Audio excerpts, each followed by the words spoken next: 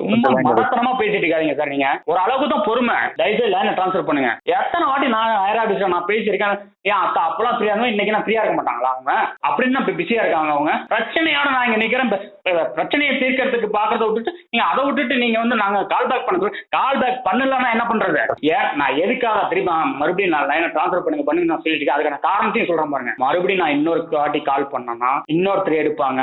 அவங்களுக்கு நான் எக்ஸ்பிளைன்லாம் சொல்லிட்டு இருக்க முடியாது. இப்ப என் பிரச்சனை உங்களுக்கு தெரியும், புரியுதுங்களா? இப்ப நீங்க தான் எனக்கு சரி பண்ணி ஆகணும்.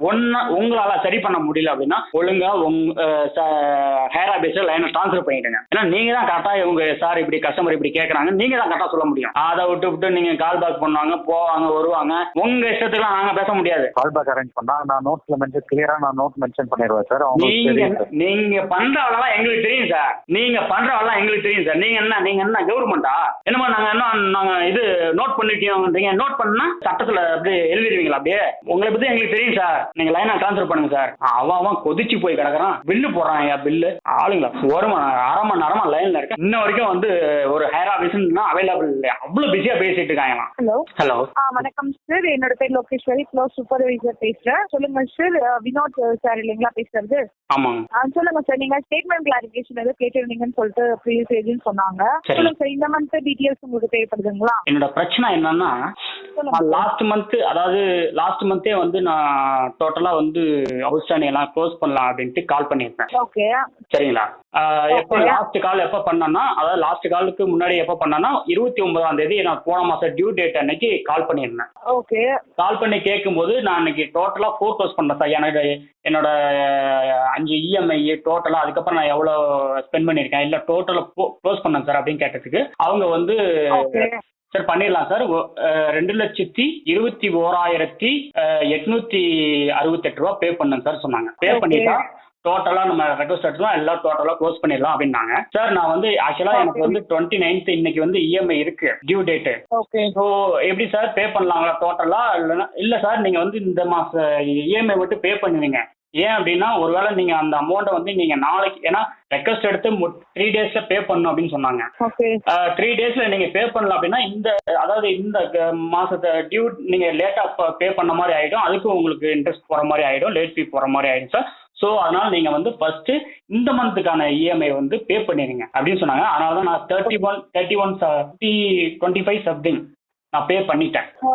பே பண்ணிட்டு அதுக்கப்புறம் 2-3 நாள் கழிச்சு அதுக்கப்புறம் நீங்க ரெக்வஸ்ட் 4 க்ளோஸ் எடுத்துக்கோங்க சார், அதுக்கப்புறம் நம்ம டோட்டலா க்ளோஸ் பண்ணிக்கலாம்னு சொன்னாங்க. சரி நானும் ஓகே அந்த இஎம்ஐ பே பண்ணிட்டு அதுக்கப்புறம் 2ஆம் தேதி கால் பண்ணியிருக்கேன் நினைக்கிறேன். 1ஆம் தேதி 2ஆம் தேதி கால் பண்ணி மறுபடியும் சார் இன்னைக்கு நான் ஃப்ரீயா இருக்கேன், டோட்டலா எல்லா இஎம்ஐயும் க்ளோஸ் பண்ணிடலாம் சார், அதுக்கப்புறம் இருக்க எல்லா அவுட்ஸ்டாண்டிங் எல்லாம் டோட்டலா க்ளோஸ் பண்ணுங்க சார், எனக்கு எவ்வளவு சார் அப்படின்னு கேட்டேன். டோட்டலா எனக்கு வந்து 2,06,618 ரூபா நீங்க பே பண்ணுங்க சார். பே பண்ணா டோட்டலா முடிஞ்சு போச்சு சார். எஸ்பிஐக்கு உங்களுக்கு சம்பந்தம் கிடையாது சார் அப்படின்னு சொல்லிட்டாரு. இந்த மாசம் எனக்கு பில்லுல வந்து 0 தான் ஜென்ரேட் ஆகும் அப்படின்னு சொல்லிட்டாரு. புரியுதுங்களா? அதனால நான் 2,06,618 ரூபா நான் பே பண்ணிட்டேன்.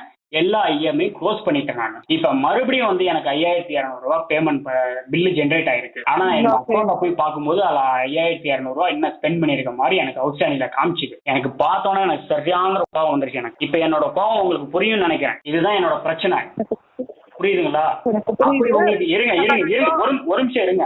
அப்படி உங்களுக்கு வந்து இன்னும் டவுட்டா இருந்தது அப்படின்னா லாஸ்ட் கால் ரெக்கார்டிங் எடுத்து கொஞ்சம் போய் பாருங்க, தயவு செய்து சொல்றேன். நான் இதுக்கு முன்னாடி பேசினவரையும் அப்படிதான் சொல்லிட்டு இருந்தா, அவர் என்ன கேட்கவே கிடையாது, அவருக்கு ரைட்ஸ் இல்ல, ஆப்ஷன் இல்லை அப்படின்ட்டாரு. சரி ரைட் ஓகே, உங்களுக்காவது ஆப்ஷன் இருக்கணும் கண்டிப்பா.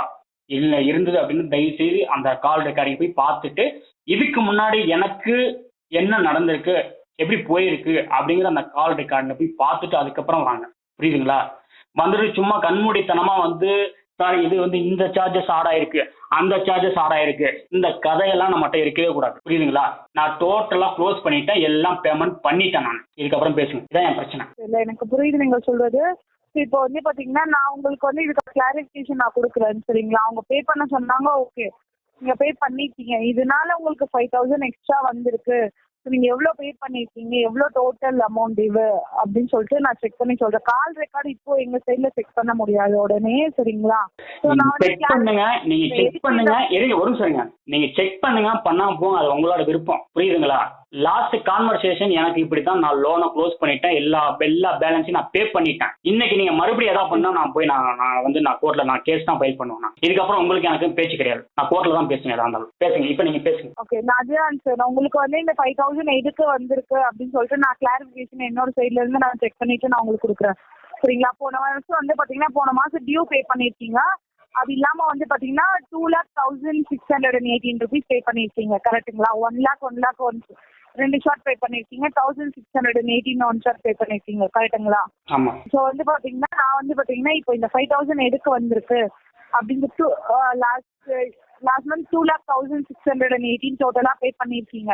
அது இல்லாம டியூ அமௌண்ட் தனியா செப்பரேட் பே பண்ணிருக்கீங்க. 3ஆம் தேதி 4ஆம் தேதி பே பண்ணிருக்கீங்க.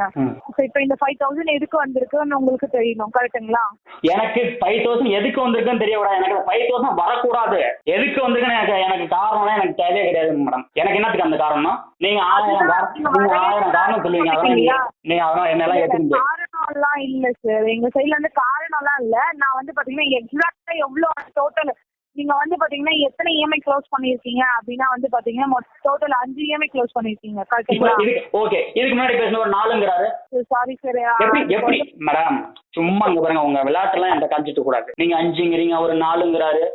என்ன என்ன என்ன நீங்க ரெக்கார்டை வச்சு நீங்க என்ன பேசுறீங்க? நீங்க என்ன ரெக்கார்ட் மெயின்டைன் பண்றீங்க? நீங்க எனக்கு பிரச்சனையா இருக்கு இன்னைக்கு. எனக்கு தயவுசெய்து எனக்கு பிரச்சனையை முடிச்சு விடுங்க. இல்லைன்னா என் அக்கௌண்ட் டோட்டலா க்ளோஸ் பண்ணுங்க, பந்த் பண்ணுங்க, பிளாக் பண்ணுங்க. அதுதான் சார் என்னோட சைட்ல வந்து நீங்க எத்தனை இஎம்ஐ க்ளோஸ் பண்ணிருக்கீங்க, டிரான்சாக்ஷனும் பண்ணிருக்கீங்க சார். நீங்க போன மாசம் இஎம்ஐ பேமெண்ட் ஓகே சார். நீங்க வந்து பாத்தீங்கன்னா இஎம்ஐ ஃபுல் அமௌண்ட் நீங்க பே பண்ணிட்டீங்க. Okay fine. ஆனா நீங்க 3 டிரான்சாக்ஷன் பண்ணிருக்கீங்க போன மாசம். பண்ணிருக்கீங்க. அதையும் சேர்த்துதான் 2,01,618 ரூபா. அது இல்லாம எனக்கு வந்து 1,97,000 சம்திங். அந்த டிரான்சாக்ஷன் இல்லாம 1,96,000 சம்திங் வரும். இவ்வளவு தெளிவா பேசுறவன், இவ்வளவு தெளிவா நான் இது எனக்கு தெரியாதா மேடம்? அந்த டிரான்சாக்ஷன் நான் பண்ணது எனக்கு தெரியாதா? அந்த டிரான்சாக்ஷன் எனக்கு பில் இந்த வச்சு வரும்னு எனக்கு தெரியாதா? எல்லாம் சேர்த்து தான் பே பண்ணிருக்கேன். நான் ஒன்றும் கூமட்டா கிடையாது. இல்ல எனக்கு என்னமோ தெரியாத மாதிரி எனக்கு வந்து நீங்க டிரான்சாக்ஷன் பண்ணிருக்கீங்கன்னா எனக்கு தெரியவே தெரியாதா அந்த டிரான்சாக்ஷன் பண்ணது? சார் நான் அதுதான் இப்ப சொல்றேன். ஒரு இஎம்ஐக்கு எவ்வளவு இன்ட்ரெஸ்ட், ஃபோர்க்ளோஷர் எல்லா இங்க பாருங்க, இதுக்கு முன்னாடி நான் ஃபோர்க்ளோஸ் பண்ணும்போது எனக்கு விலாவரியா சொல்லி எனக்கு ஒவ்வொரு ஒரு நிமிஷம் இருங்க மேடம். நீங்க போய் பேசிட்டே போறீங்க. நான் க்ளோஸ் பண்ணும்போது எனக்கு அவங்க என்ன சொன்னாங்கன்னா, சார் நீங்க எதுவுமே சொல்லணும், க்ளோஸ் பண்ணல சார், இது எங்க ரூல்ஸ் சார், நாங்க சொல்லி ஆகணும். ஒவ்வொரு இஎம்ஐக்கும் நான் எக்ஸ்பிளைன் பண்ணி ஆகணும் சார் உங்ககிட்ட அப்படின்னு சொல்லி என்கிட்ட ஒன்னா சொன்னார். புரியுதுங்களா?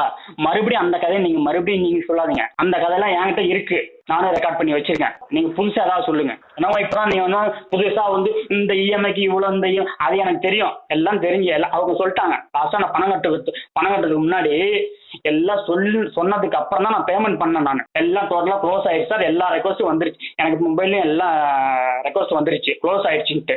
எவ்வளவு ஃப்ரீ க்ளோசர் சார்ஜ், ஒவ்வொரு இஎம்ஐக்கும் எவ்வளவு போட்டிருக்காங்க, எல்லாம் இன்க்ளூடன் போட்டு தான் எனக்கு சொல்லியிருக்காங்க. சும்மா நீங்க மாட்டுக்கு பேசிட்டு இருக்காதீங்க. ஓகே சார், நான் டீடைல் செக் பண்ணி சொல்றேன். அது வரைக்கும் 2 நிமிஷம் கால ஹோல்ல வைக்கலாங்களா? நீங்க வைங்க. கிட்டத்தட்ட 3/4 மணி நேரமா பேசிட்டு இருக்கான். வைங்க, ஹோல்ல வச்சு எனக்கு பிரச்சனை முடிச்சு விடுங்க.